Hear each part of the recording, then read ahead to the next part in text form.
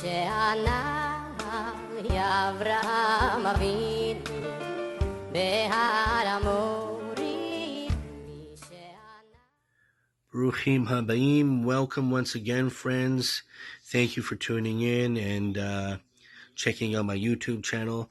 As you know, I'm always going through my books and sharing, and today I've been studying from the Gospels, in particular the book of Luke, chapter 22, specifically verse 44. And it talks about Yeshua right before the time of his death, and it says here, his sweat was like drops of blood falling to the earth. So we see that Yeshua goes to pray for strength. He's talking to our Father, and he's sweating drops of blood before this time of testing. And I've never seen any commentary to explain how he sweat blood. And I didn't even know this is actually possible. And you could simply Google the sweat of blood, and I came across this term, hematidrosis. And it's an actual symptom that it's kind of unexplainable, but through intense situations or maybe anxiety or stressful situations, these things can actually produce sweats of blood. And I was reading through Likutey Moharan.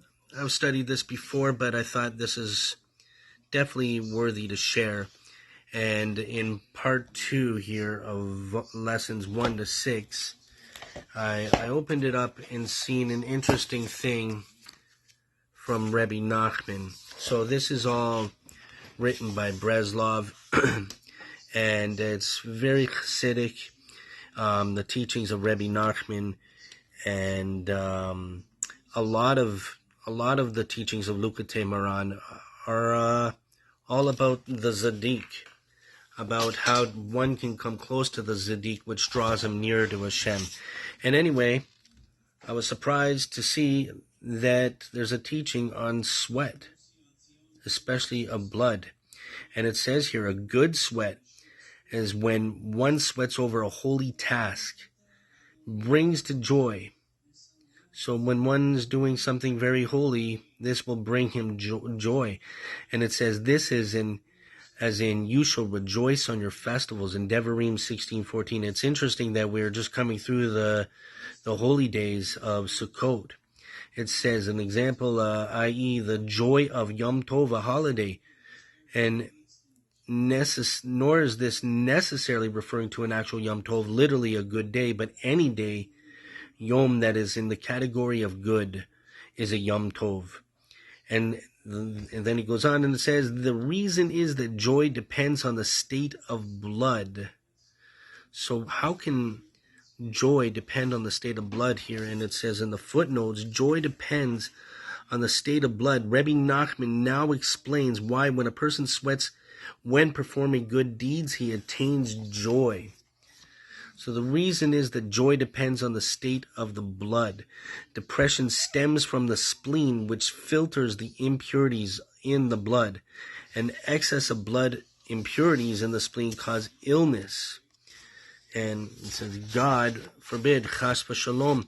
So when the blood's impurities in the spleen are within normal limits, then on the contrary, the spleens receiving them is beneficial because blood is left pure. But when the blood's impurities in the spleen become overwhelming, illness results, chas v'shalom. The cure is to sweat. And it says here, the cure is to sweat. As explained, the spleen filters irregular particles and toxins from the bloodstream. The body's other means for removing excess impurities include the kidneys, which filters waste from the blood and excrete fluids, the intestines, which eliminate solid waste, and the sweat glands, which secrete perspiration through the numerous pores of the skin, in the skin. It is the last form of filtering impurities that Rebbe Nachman relates next. And so it goes on, it says the cure is to sweat. This will eliminate all these toxins. Sweating eliminates the toxins of the contaminated blood which cause a person to fall ill, chas v'shalom, and the blood is left pure. And so, Yeshua is going through this intense time. He knows that he's about to face the hardest task. He's about to face death. And I'm sure he was a human being, and he had true emotions, and he must have been a little bit had anxiety, maybe a lot coming down on him, a lot to bear on his shoulders, and knowing that he's about to face something very hard. And he sweat blood. And then what's amazing is it says one can then come to joy. This is because depression is essentially a product of the spleen, the impurities in the blood.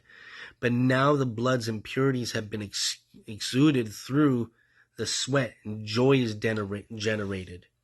It says, thus the letters Zeyah, sweat, are an acronym for Zeh Hayom Asah Hashem. This is the day that God has made. And it's quoting from Psalms, Tehillim 118:24, which is interesting because this is part of the Hallel that we read during Sukkot and the other holy days. This alludes to the Yom Tov joy brought about by a good sweat. We see this empirically, that as soon as a sick person sweats, he feels happy because sweating generates joy as discussed above.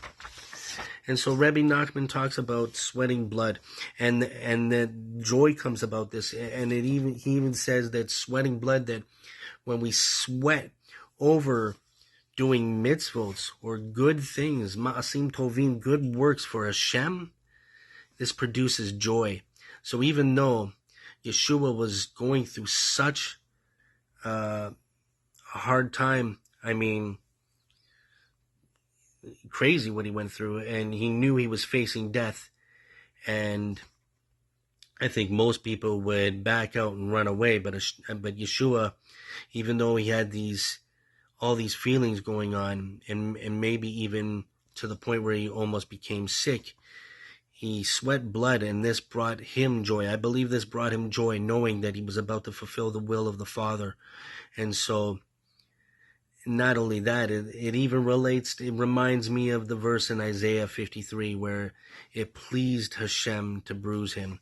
And at the same time, I think Yeshua was pleased that he was going through this task. The sages talk about that one that gives up their life for Hashem, this is the ultimate mitzvah. This is the greatest task a person can do. We say the Shema, we're to love God with all our heart, soul, and mind. Loving God with all our soul means giving up our own life for Him. And this is the greatest reward one can do. And right before we go through this, we say Shema Israel. And this is the ultimate achievement. And this is a great mitzvah. And the greatest reward is actually to do this if one is faced with this.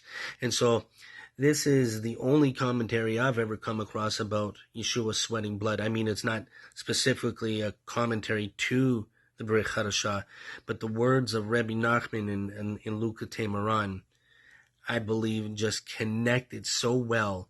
And I believe this is the true understanding of how to understand the verse in Luke. And on that note, please, if you enjoy my videos, like and subscribe. Feel free to share. And until next time, Shavua Tov.